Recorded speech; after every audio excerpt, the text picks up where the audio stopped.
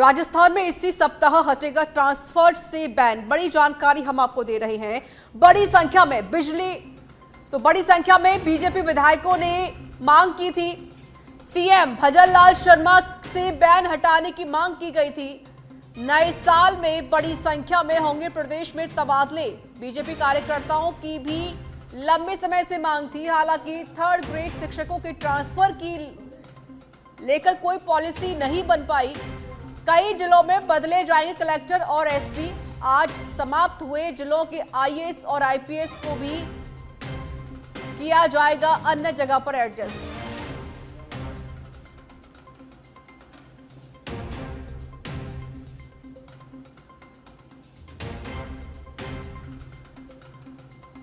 तो बड़ी जानकारी हम आपको दे रहे हैं। राजस्थान में इसी सप्ताह हटेगा ट्रांसफर से बैन। बड़ी संख्या में बीजेपी विधायकों ने मुख्यमंत्री से मांग की थी और भजनलाल सरकार ने गहलोत राज में बने 17 नए जिलों में से 9 जिलों और 3 संभागों पाली, सीकर, बांसवाड़ा को खत्म कर दिया है। शनिवार को कैबिनेट की बैठक में यह फैसला लिया गया। राजस्थान में अब 41 जिले और 7 संभाग रहेंगे। वहीं एसआई भर्ती को लेकर बैठक में कोई फैसला नहीं हुआ है। कानून मंत्री जोगाराम पटेल ने कहा कि एसआई भर्ती का प्रकरण आज के एजेंडे में नहीं था, मामला कोर्ट में लंबित है। बड़ा डिसीजन आपकी सरकार ने लिया है, लगातार क्या आप ये डिसीजन ले पाओगे नहीं ले पाओगे क्या? देखिए, पहले आप हमसे रोज पूछते थे कल निर्णय लेगा। आज हमने निर्णय लिया है। निर्णय आपके सामने है। निर्णय के आधार मैंने 3-4 बार आपके सामने स्पष्ट कर दिया, पुनः स्पष्ट कर देता हूं कि निर्णय का, इस जिलों का गठन, संभाग का गठन जनहित के लिए होता है, प्रशासनिक लवाजमा की उपलब्धता के आधार पर होता है, नेशनल वाइज जो क्राइटेरिया है जनसंख्या का, तहसीलों का, उसके आधार पर होता है, हमारे पास जो संसाधन उपलब्ध है उसके आधार पर होता है। कांग्रेस सरकार ने, पूर्ववर्ती कांग्रेस सरकार ने जाते जाते आचार संहिता लगने के 1 दिन 2 दिन पहले इन जिलों का गठन किया, जिनकी किसी तरह की कोई तकनीकी या वित्तीय संसाधनों की उपलब्धता की घोषणा नहीं की, पद सर्जित नहीं किए। और ऐसी स्थिति में वो जिला, हमारी जो कमेटी बनी, मंत्रिमंडलीय उप समिति बनी उसने, और जो हमारी एक्सपर्ट कमेटी बनी उसने इनको ठीक नहीं पाया। और जिन 9 जिलों को ठीक पाया उनको मान लिया। 8 को ठीक, 9 को ठीक नहीं पाया, 8 को ठीक पाया और 9 को ठीक नहीं पाया। जो भी संख्या अभी मैंने बताई। एक आरोप लगा रहे थे कि ये राजनीतिक इच्छा से प्रेरित था, तो क्या आप जो समाप्त कर रहे हैं आप पर आरोप नहीं लगेंगे कि 8 को रखा है, बाकी को निरस्त किया? आपकी कोई राजनीतिक? मैंने आपको 3 बार गिनाया कि हमारी मंत्रिमंडलीय उप समिति ने अन्य सभी मुद्दों पर पूर्ण रूप से समीक्षा कर ये पाया कि इन जिलों की उपयोगिता नहीं है, प्रशासनिक स्तर की उपलब्धता होना अभी संभव नहीं है, वित्तीय संसाधनों की उपलब्धता होना अभी संभव नहीं है, जनहित में नहीं है। इस जनहित के नहीं है, इसलिए हम जनहित के निर्णय लिया है। आंदोलन करने से कौन किसको रोक सकता है? आंदोलन उन्होंने अनेक किए हैं, आंदोलन करे, ये उनका। परीक्षा रद्द होने को लेकर फैसला, इसके साथ ही नए जिलों को लेकर फैसला, इसके साथ ही तबादलों को लेकर फैसला। और आज जैसा कि हम कह रहे थे, इन तीनों में से एक फैसला जरूर हो जाएगा।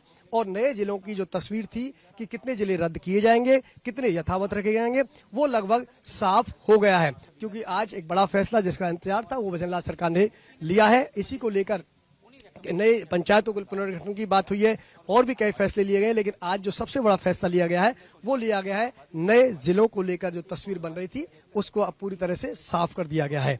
क्योंकि लंबे समय से इसको लेकर सियासत हो रही थी। और आपको ध्यान होगा, जब गहलोत सरकार ने इसको लेकर आनन फानन में जब बनाया था तब भी भाजपा सरकार ने इसका विरोध किया था।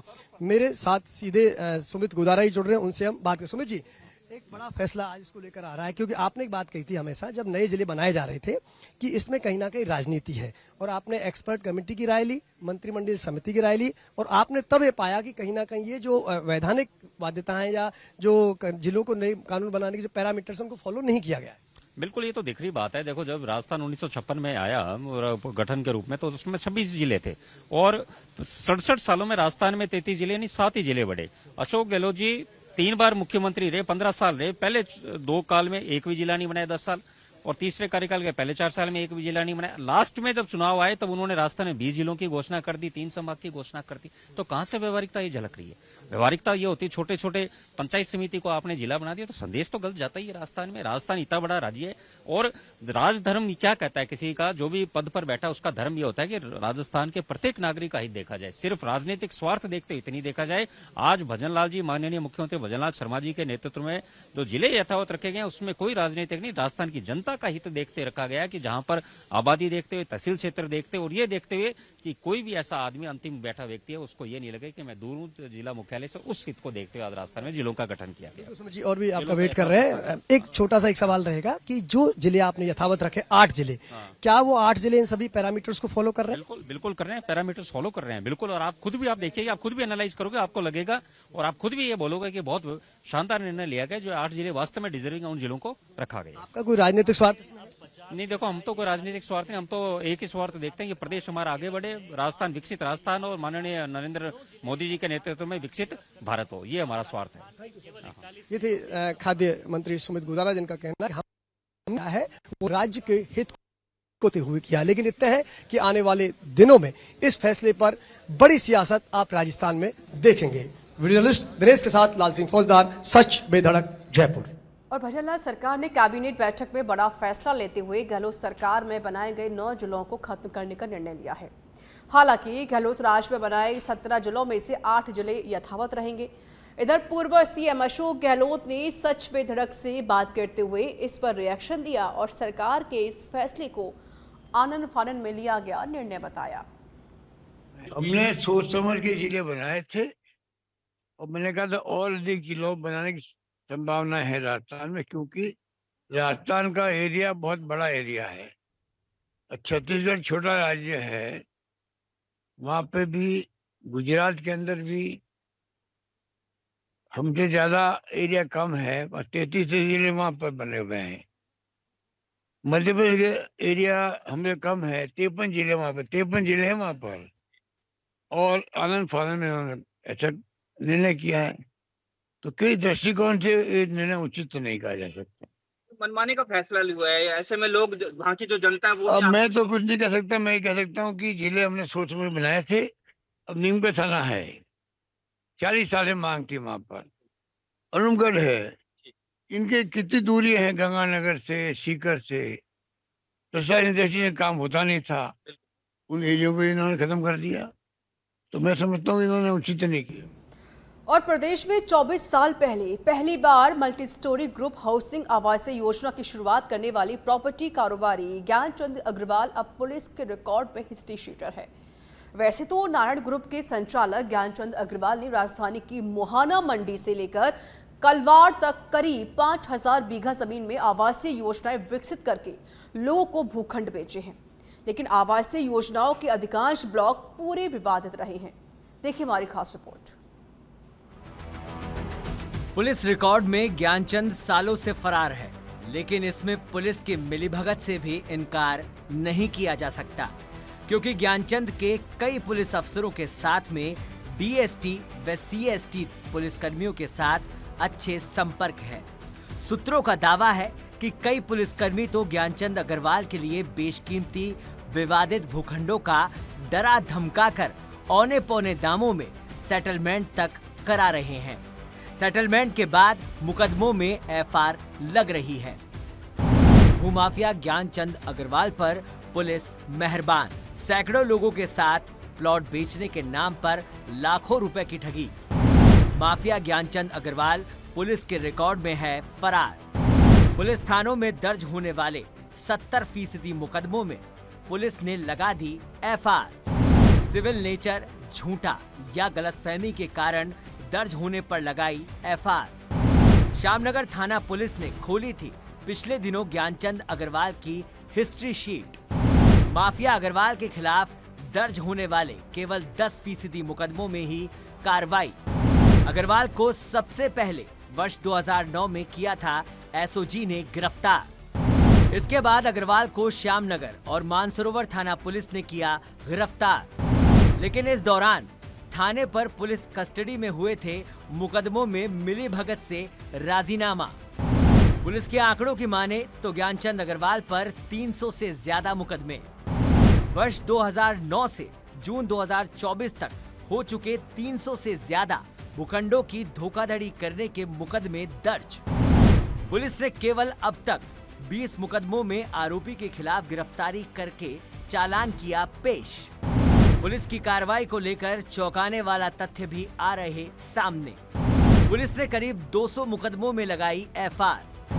झूठा मानकर, सिविल नेचर में या फिर गलतफहमी वश दर्ज करना मानकर लगाई एफआईआर। अग्रवाल के खिलाफ 50 के करीब मामले चल रहे अलग अलग थानों में पेंडिंग। इतनी संख्या में मुकदमों में एफआईआर लगा देना भी पुलिस की मिलीभगत से नहीं किया जा सकता इनकार। हालांकि बीजू जॉर्ज जोसेफ के कमिश्नर बनने के बाद नहीं लगी एक भी मुकदमे में एफआईआर। आरोपी ज्ञानचंद अग्रवाल की है कई पुलिस के अधिकारियों से अच्छी साठगांठ।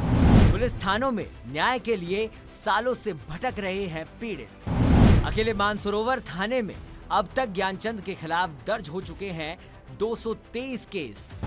जमीन विवादों से जुड़े मुकदमे हुए दर्ज। ज्ञानचंद अग्रवाल ने जब मुहाना मंडी के आसपास पीआरएन, पत्रकार कॉलोनी, जयसिंहपुरा, कालवाड़, भांकरोटा आदि इलाकों के आसपास में आवासीय योजनाएं विकसित करना शुरू किया था तो लोगों को इतना विश्वास था कि ज्ञानचंद अग्रवाल की ओर से दी गई पर्ची को ही पट्टा मानकर एडवांस राशि दे दी। पर्ची सिस्टम से ही ज्ञानचंद ने आवासीय योजनाएं कागजों में ही बेच दी। जब लोग भूखंडों पर कब्जा लेने गए तो भनक लगी कि भूखंड पर पहले से निर्माण हो रखा है या फिर उस भूखंड का पट्टा किसी और के नाम से भी ज्ञानचंद अग्रवाल ने जारी कर रखा है। ऐसे सैकड़ों पीड़ितों ने न्याय के लिए पुलिस की शरण तो ली, लेकिन उनकी ओर से ज्ञानचंद अग्रवाल के खिलाफ दर्ज कराई गई एफआईआर की फाइल थानों की अलमारी से टेबल तक ही हिचकोले खा रही है। डरा रहे, दम खा रहे हैं और रही बात दूसरे मारने कूटने की, हम कब्जा लेने जाते, लाठी सरिया लेके जाते हैं। उन्होंने ज्ञान जी ने जमीन दूसरे को बेच दी। पहले हमारी 2005 में पट्टे दे दिए, अब वो तो दूसरे की रजिस्ट्री करवा दी। 4 महीने पहले मुकदमा दर्ज करवाया था। मुकदमा नंबर 1076 और 1077, एक अडमान साहिब चौधरी के नाम से, एक दन्ना लाल चौधरी के नाम से। कमिश्नर साहब से शिकायत करने हम इसलिए आए हैं। भैया हमारे प्लॉट थे 2005 के खरीदे हुए थे, सलासर ओवरसीज के पट्टे हैं ज्ञान जी अग्रवाल के। उसी ज़मीन को किसान के भाई ही रामलाल चौधरी है और सूरज चौधरी है, सनोप गाशीराम, उन लोगों ने, उनको पता था ये ज़मीन बिकी हुई है 20 साल पुरानी, उसके बावजूद उन लोगों ने खरीद के रजिस्ट्री करवा ली। जो यहाँ के 10-20 मुकदमे दर्ज है, बहुत बड़े भूमाफिया यहाँ के इस एरिया की। हमने बड़ी खून पसीने से कमाई करके एक एक पैसा जोड़ के एक प्लॉट खरीदे हमने, और उन्हीं को उनने रजिस्ट्री करा के दूसरे को बेचान कर दी, और हमारी आज ज़मीन के लिए इधर उधर ठोकरे खा रहे हैं हम। क्या नाम है आपका? मेरा नाम हनुमान साई चौधरी है, सुमेर नगर में रहता हूँ मेरे परिवार के साथ, सुमेर नगर 496 में, और कोई सुनाई नहीं हो रही हमारी कहीं भी। हम लोग 2004 में पैसे से प्लॉट परचेज किए थे। ज्ञान जी थे उस टाइम, उनको पेमेंट किया था हमने। बाद में उन्होंने 2009 में हमको पट्टे दिए किसी सोसाइटी के, फिर दोबारा उन्होंने सालासर ओवरब्रिज के हमको 2010 में पट्टे दिए उन्होंने। और 4 प्लॉट है, एक मेरे बच्चे के नाम से है, एक मेरे नाम से, बच्चे के नाम से है। उसके बाद आज तक भी मौके पे कब्जा नहीं दिया, उन पर उन्होंने दूसरे को कब्जा करा दिया। हम रोजाना उनके आगे पीछे डोलते हैं कि भाई पट्टा कब्जा दो, करते हैं, देखते हैं, करते हैं। ज्ञान जी और बदी जी चक्कर लगाते हैं, परेशान करते हैं, और ज्ञान जी परेशान करते हैं हमको, और आज तक कुछ भी नहीं हुआ है हमारा। पीड़ित लोग न्याय की गुहार लगाते हुए इधर से उधर भटक रहे हैं। ये पूरा मामला कमिश्नर बीजू जॉर्ज जोसेफ की नजर में आ चुका है। संभवतः ज्ञानचंद अग्रवाल जैसे बड़े माफियाओं के खिलाफ कार्रवाई करके पुलिस की ओर से नजीर पेश करते हुए इस मामले में पुलिस प्रशासन पर खड़े हुए सवालों से बच सकती है। और भजनलाल सरकार ने गहलोत राज में बनाए गए नए जिलों में से 9 जिलों को निरस्त कर दिया है। साथ ही 3 नए संभाग सीकर, पाली और बांसवाड़ा को भी निरस्त किया गया है। वहीं सरकार के इस फैसले पर पाली कांग्रेस जिला अध्यक्ष अजीज दर्द ने रोष जताया। आप भी सुनिए।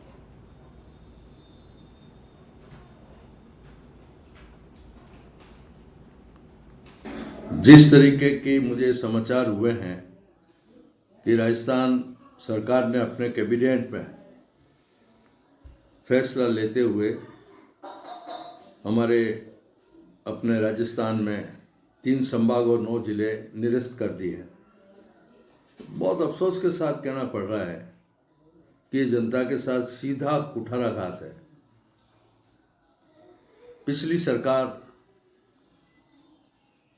के मुख्यमंत्री माननीय अशोक जी गहलोत साहब ने और उनकी कैबिनेट ने और उनकी सरकार ने जो ये फैसला किया था, जो जिले बनाए गए थे, जो संभाग बनाए गए थे, उसके पीछे बहुत सारी मंशाएं थी जनहित में, लेकिन उसके साथ साथ ये भी था कि भी लोगों को जल्द से जल्द न्याय मिले, लोगों का कम पैसा खर्च हो, लोगों का समय बर्बाद ना हो, लोगों को राहत मिले। और आज जिस तरीके का फैसला इस बीजेपी सरकार ने किया है, उसकी मैं कड़े शब्दों में निंदा करता हूँ, भर्त्सना करता हूँ। हर मोर्चे पे विफल बीजेपी की सरकार ऐसे निर्णय कर रही है जिससे जनता की परेशानी बढ़ेगी, राहत नहीं। बिसाऊ में चोरों के हौसले बुलंद नजर आ रहे हैं, जहां चोरों ने ज्वेलर्स की दुकान का शटर काटकर 2.5 किलो चांदी लेकर फरार हो गए। पूरा मामला मुख्य बस स्टैंड स्थित न्यू मार्केट का है। तो वहीं इस पूरी घटना सीसीटीवी कैमरे में कैद हो गई है। हालांकि इस दौरान पुलिस ने एक चोर को हिरासत में ले लिया। फिलहाल पुलिस अन्य चोरों की तलाश कर रही है।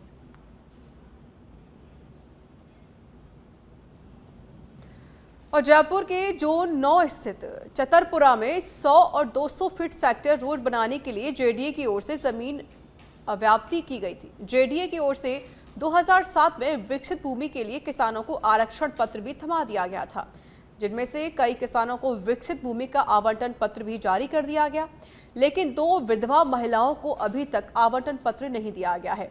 ऐसे में पीड़ित कई सालों से जेडीए के चक्कर लगा रहे हैं, लेकिन कोई सुनवाई नहीं हो रही है, जिसे लेकर 100 फीट सेक्टर रोड पर रास्ते में पत्थर डालकर रास्ता बंद कर दिया गया। 2006 के बाद में हमारे 100 फीट को 200 फीट कॉमर्शियल रोड चालू किया था जेडीए ने, जो हमारे को 2007 में हमारे से पत्र दिया था। उसके बावजूद मैं चक्कर काट रहा हूँ, तो 2019 के अंदर मेरे को 10 पट्टे जारी कर दिए गए थे, लेकिन 2 पट्टे के अंदर 2019 में अब तक चक्कर काट रहा हूँ। मेरे को दो पट्टे जारी नहीं करे जेडी वाले। डीसी उपाय वो सीसी और जेडीसी के बाद में जावे को जम्वा रामगढ़ के चंदबाजी थाना क्षेत्र से खबर है, जहां मिथाइल केमिकल से भरा टैंकर पलटा है। एक्सप्रेस हाईवे पर सेवत माता मंदिर के पास ये हादसा हुआ है। जयपुर से दिल्ली की ओर जा रहा था टैंकर। पुलिस ने मुख्य सड़क से वाहनों को डायवर्ट किया।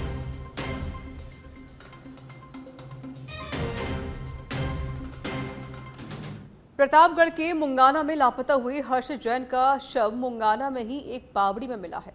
हर्ष 48 घंटे से लापता था। इधर सूचना के बाद पुलिस उपाधीक्षक नानालाल सालवी भी मौके पर पहुंचे। पुलिस ने शव का पोस्टमार्टम कराकर स्वास्थ्य समुदाय भेज दिया है। फिलहाल पुलिस सीसीटीवी खंगाल कर हर एंगल से जांच कर रही है। टोंकी देवली उनियारा विधानसभा में कई गांव में हुई ओलावृष्टि से किसानों की फसल खराब हो गई है। वहीं देवली उनियारा विधायक राजेंद्र गुर्जर ने अधिकारियों को गिरदावरी कराने के निर्देश दिए। विधायक ने कहा कि जल्द गिरदावरी करवाकर किसानों को खराब का उचित मुआवजा दिया जाएगा। उन्होंने कहा कि अगर मंत्री से भी बात करनी पड़े तो करेंगे।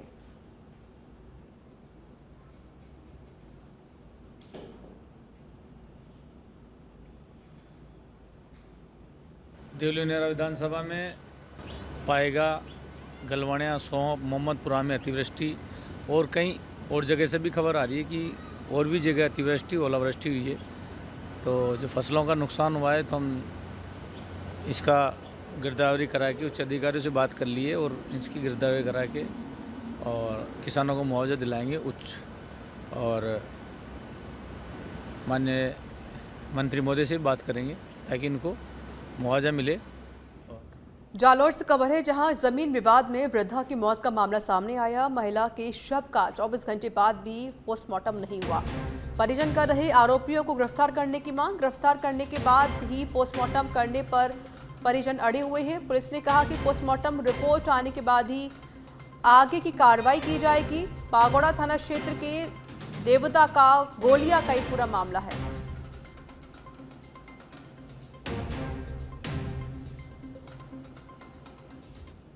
24 घंटे लगभग अभी बीत चुके हैं। जब हमको रात को जानकारी हुई तो सुबह हम आए थे यहाँ PS बागोड़ा साहब से निवेदन किया मैं कि FIR दर्ज करो। तो साहब ने कहा कि FIR संशोधन करके दो, ऐसा लिख के दो कि माझी सदमे से गए। मैं सदमे से नहीं गया, धक्का मुक्की की है। कल मौका स्थिति पे वहाँ 3 ट्रैक्टर आए थे, हमलावरों ने हमला किया, वृद्धावस्था थी और उसको धक्का दिया, जैसे गिरे तो बेहोश हो गया और उसके बाद में हम हॉस्पिटल लेके आए। साहब को बहुत रिक्वेस्ट की, फिर भी साहब ने बोला कि FIR तो कैसे दर्ज करें, हमारा ऊपर से बहुत प्रेशर है। क्या पता प्रेशर राजनेता का है, कोई अधिकारी का है, वो समझ में नहीं आ रहा है। सुबह से अभी शाम तक हमको घुमा रहे पीछे पीछे। और अभी हमने कहा कि पोस्टमार्टम तो इसमें 2-4 मुलजिमों को आप ला करके अंदर डाल दो